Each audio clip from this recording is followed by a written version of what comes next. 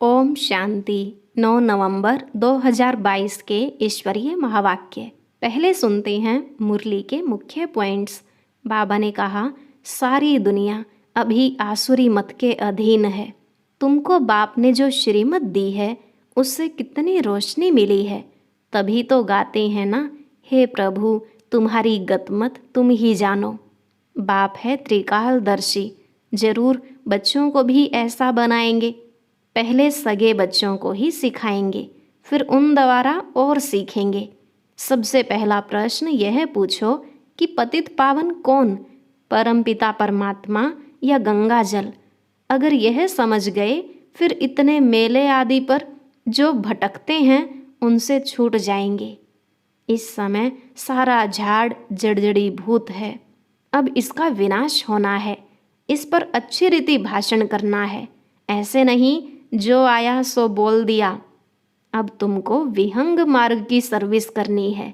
सबको बताना है कि भगवान एक शिव है, उन्होंने ही गीता रची और पतितों को पावन बनाया। कृष्ण की आत्मा भी अब पावन बन रही है। तुम माताओं को अच्छी तरह ललकार करनी चाहिए। कमजोर नहीं बनो, आपस में राय कर सेवा करनी है। बाप कितना मीठा प्यारा है, तुम्हें भी उनके समान बनना चाहिए। फिर भी अगर कोई बच्चे कड़वे बनते हैं तो बाप कहेंगे, यह तो जैसे जंगली कांटे हैं। लास्ट में बाबा ने कहा, अभी तक बच्चों में देह अभिमान बहुत है। मतभेद के कारण कई ब्राह्मण भी आपस में बात नहीं करते हैं।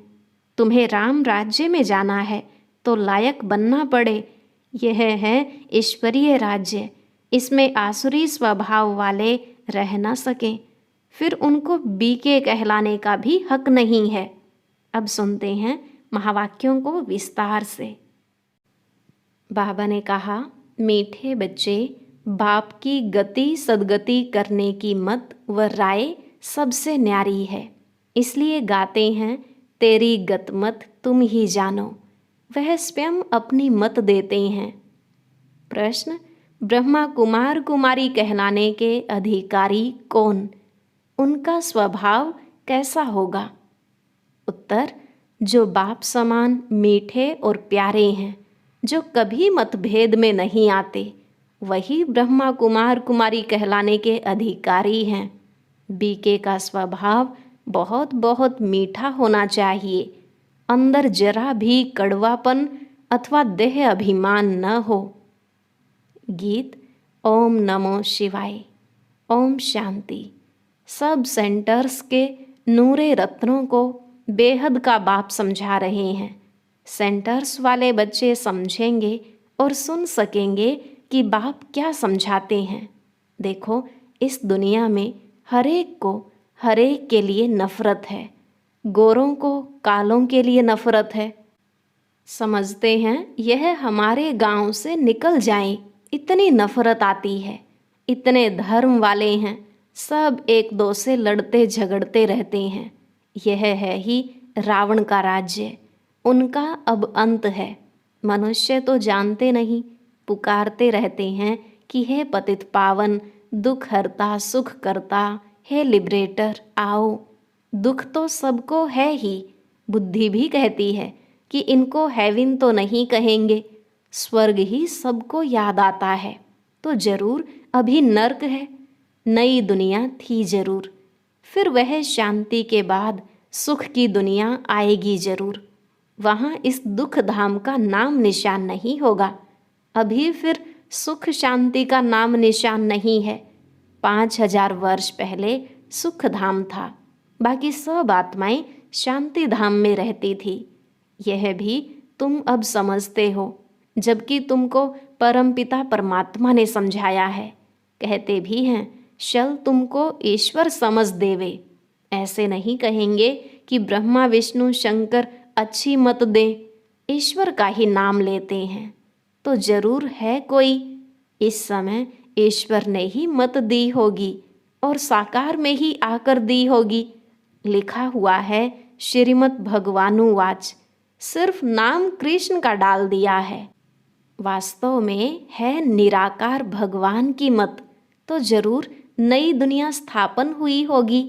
भगवान ने तो सारी दुनिया में फेरा नहीं लगाया होगा, न सारी दुनिया आ सकती है, न भगवान सबके पास जा सकता है, न सब परमात्मा के सम्मुख हो सकते हैं।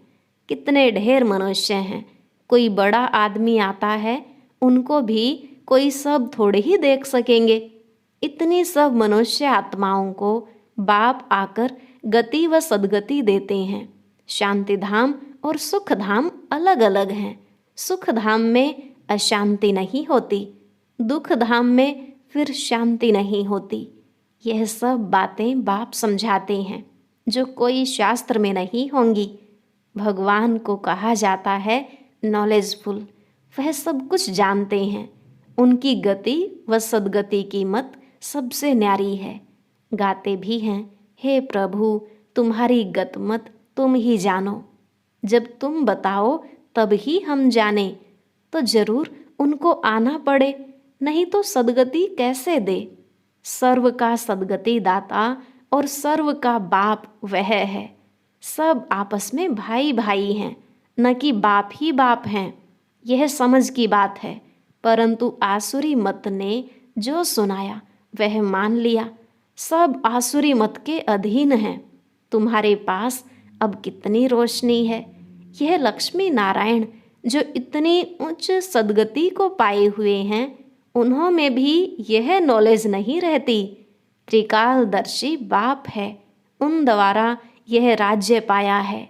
बाप किन्हों को आकर त्रिकालदर्शी बनाते हैं?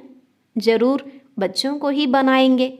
सगे बच्चों को सिखाएंगे, फिर उन द्वारा और सीखेंगे। बाप का बच्चा ब्रह्मा, ब्रह्मा के बच्चे तुम ब्राह्मण, विष्णु व शंकर के बच्चे नहीं कहा जाता। गायन है प्रजापिता ब्रह्मा, तो यह ब्रह्मा भी पिता, शिव भी पिता, दोनों बाप ठहरे। जरूर ब्रह्मा द्वारा ही सृष्टि रचेंगे।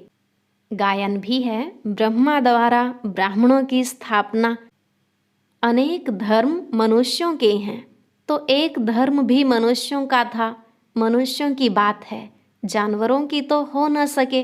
बाबा ने समझाया है, पहला प्रश्न पूछो कि पतित पावन कौन, परमपिता परमात्मा या गंगा जल?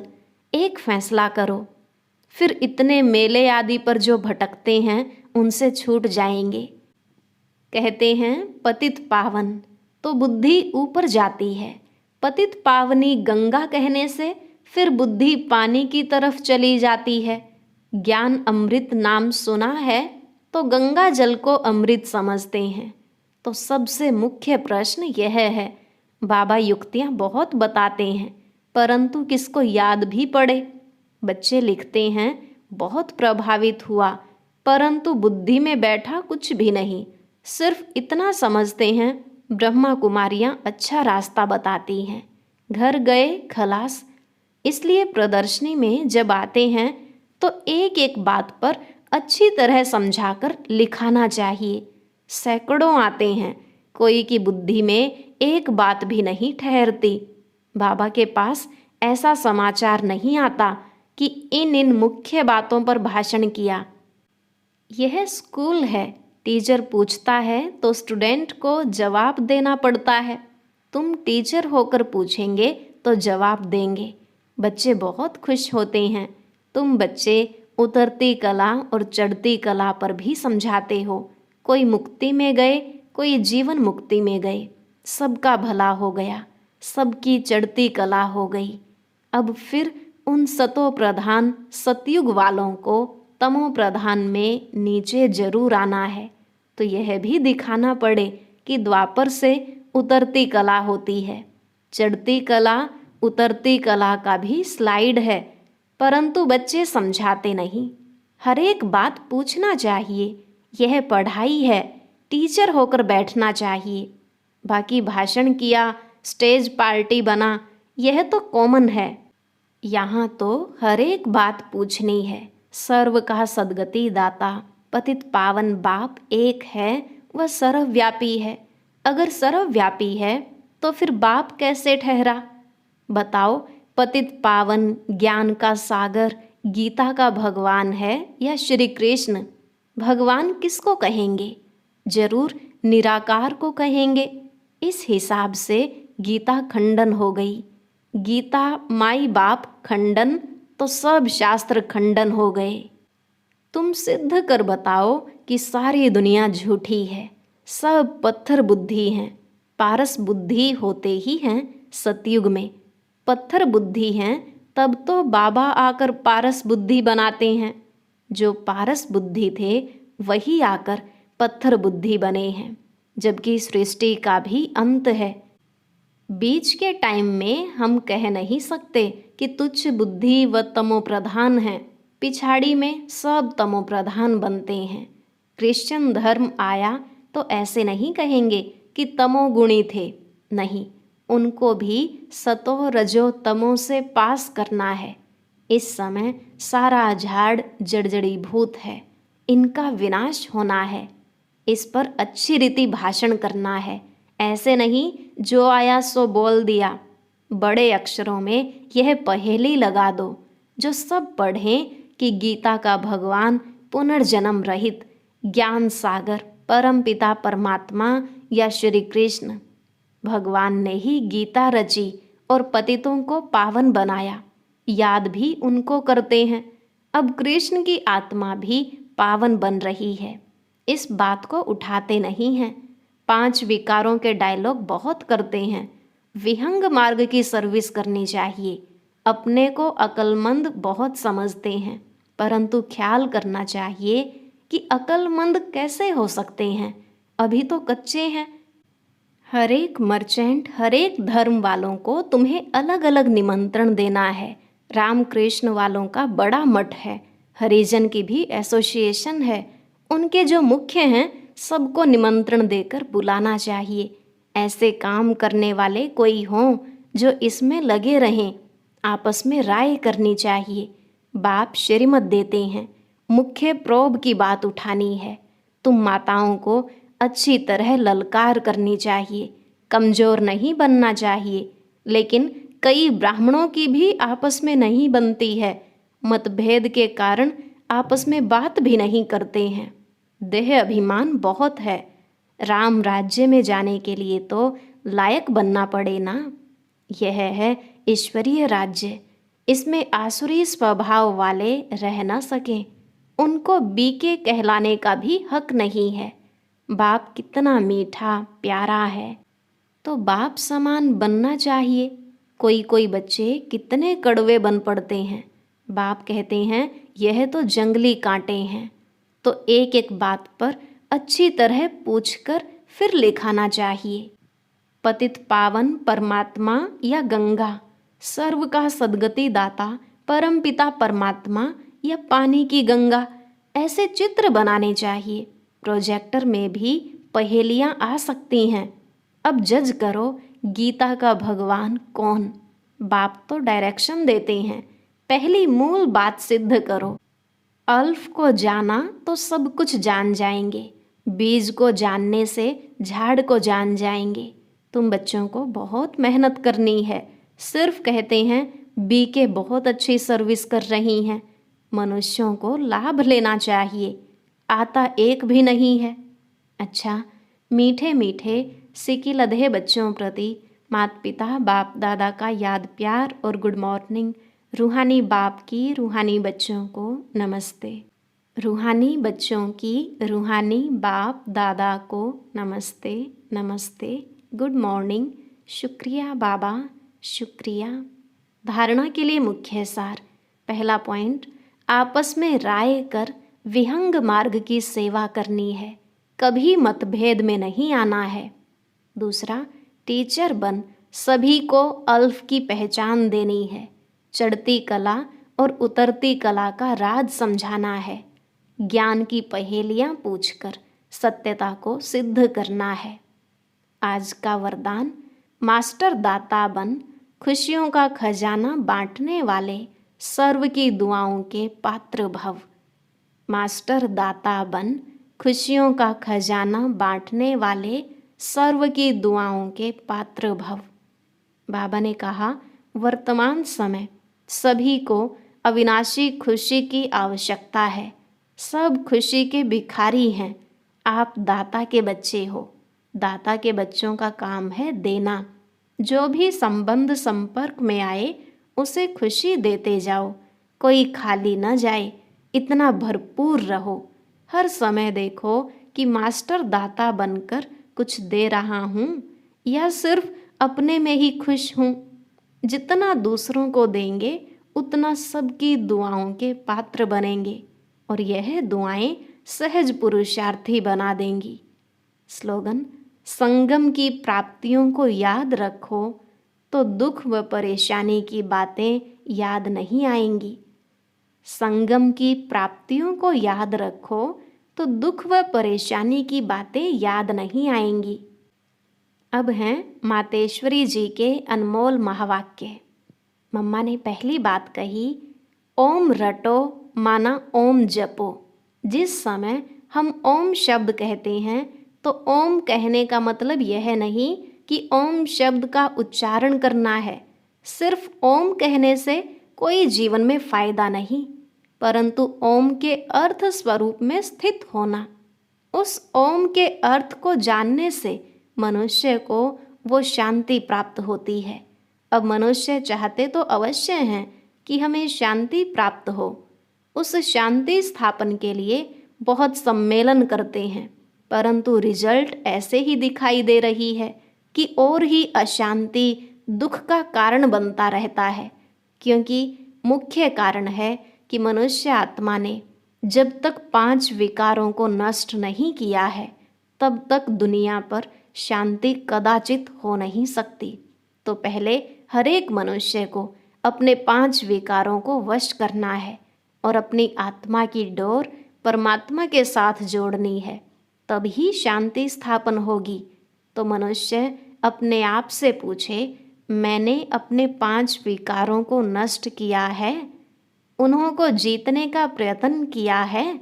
अगर कोई पूछे तो हम अपने 5 विकारों को वश कैसे करें, तो उन्हों को यह तरीका बताया जाता है कि पहले उन्हों को ज्ञान और योग का वास धूप लगाओ और साथ में परमपिता परमात्मा के महावाक्य हैं, मेरे साथ बुद्धि योग लगाए, मेरे बल को लेकर मुझ सर्वशक्तिवान प्रभु को याद करने से विकार हटते रहेंगे।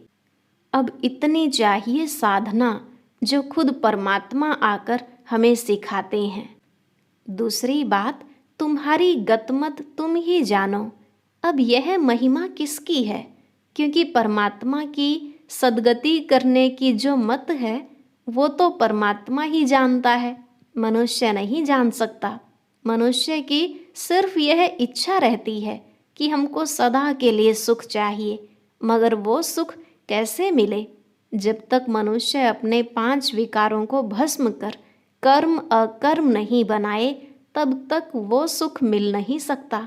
क्योंकि कर्म अकर्म विकर्म की गति बहुत गहन है, जिसको सिवाय परमात्मा के और कोई मनुष्य आत्मा उसकी गति को नहीं जान सकता। अब जब तक परमात्मा ने वो गति नहीं सुनाई है तब तक मनुष्यों को जीवन मुक्ति प्राप्त नहीं हो सकती। इसलिए मनुष्य कहते हैं, तेरी गतमत तुम ही जानो। इनकी सद्गति करने की मत वो परमात्मा के पास है। कैसे कर्मों को अकर्म बनाना है, यह शिक्षा देना परमात्मा का काम है। बाकी मनुष्यों को तो यह ज्ञान नहीं, जिस कारण वो उल्टा कार्य करते रहते हैं। अब मनुष्य का पहला फर्ज है अपने कर्मों को सुधारना, तभी मनुष्य जीवन का पूरा लाभ उठा सकेंगे। अच्छा, और अब सुनते हैं आज का अव्यक्त ज्ञान मोती।